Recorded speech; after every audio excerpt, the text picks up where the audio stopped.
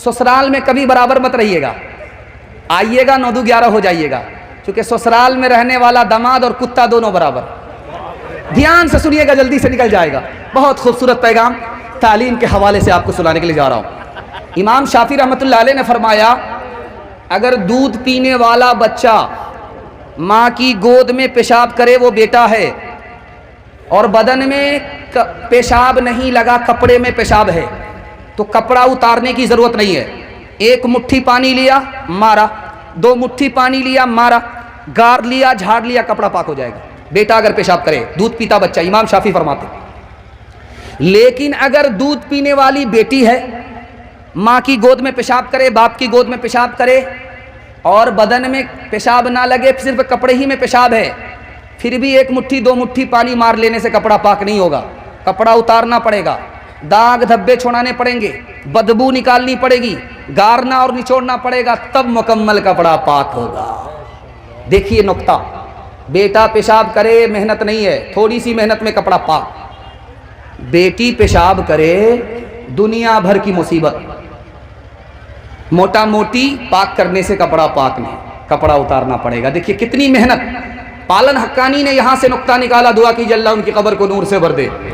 पालन हक्कानी ने फरमाया, जिस तरह बेटे की पेशाब को पाक करने में मेहनत नहीं है, उसी तरह बेटे की तालीम पर ज़्यादा मेहनत नहीं है। जिस तरह बेटी के पेशाब करने में ज़्यादा मेहनत है, उसी तरह बेटे से ज़्यादा बेटी की तालीम पर मेहनत करनी पड़ेगी। क्यों? बेटी 4 मंजिल में पहुंचती है। पहली मंजिल में वो बेटी है, दूसरी मंजिल में वो बीवी है, तीसरी मंजिल में वो माँ है, चौथी मंजिल में वो सास है। जब आपने बेटे से ज़्यादा बेटी को तालीम दी, यही बेटी आगे चल करके अच्छी बीवी होगी, यही बेटी आगे चल करके अच्छी माँ होगी, यही बेटी आगे चल करके अच्छी सास होगी। मर्द पढ़ता है, अकेला मर्द पढ़ता है, औरत पढ़ती है, सारा खानदान पढ़ता है। सच है। माँ इधर है, बाप इधर है, बीच में बच्चा खड़ा है। माँ मुसलमान है, बाप मुसलमान नहीं है। माँ कह रही है बेटा कलमा पढ़ ले, मेरी तरह मुसलमान हो जा। बाप कह रहा बेटा भूल से कलमा मत पढ़ना, जैसे मैं मुसलमान नहीं तुम भी मुसलमान मत होना। बेटा कभी माँ को देख रहा, कभी बाप को देख रहा, कभी माँ को देख रहा, कभी बाप को देख रहा। माँ का जादू चल गया, बेटा कलमा पढ़कर मुसलमान हो गया। सुभान अल्लाह, सुभान अल्लाह। बेटी के पास बाप आया, बेटी ने बिस्तर समेट लिया, यूं समेट करके यूं इधर रख दिया। तो बाप ने कहा कि बेटी मैं आया तुम्हारे घर पे, तुमने मुझे बैठने के लिए बिस्तर नहीं समेटा, खोला, तुमने समेट दिया। ये बताओ कि ये बिस्तर मेरे लायक नहीं है या मैं इस बिस्तर के लायक नहीं हूं? कहा कि अब्बा ये रसूलुल्लाह का बिस्तर है, आप रसूलुल्लाह के दुश्मन हो, इस बिस्तर के लायक आप नहीं हो, इसलिए समेट करके उधर रख दिया। बाप के दिल पर ऐसी चोट पड़ी, जो बाप इस्लाम का दुश्मन था, इस्लाम को तलब करने लगा, और तलब में अल्लाह ने इस्लाम की दौलत से बालामाल फरमा दिया। तीसरा नमूना आपकी खिदमत में आ रहा, ध्यान से सुनिएगा।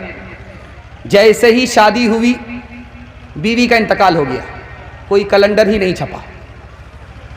अब ये सर पकड़ करके बैठ गया कि ज़िंदगी में कभी शादी नहीं करूँगा। बहन को खबर हुई, जल्दी जल्दी आई, कहा भाई साहब क्या इरादा है?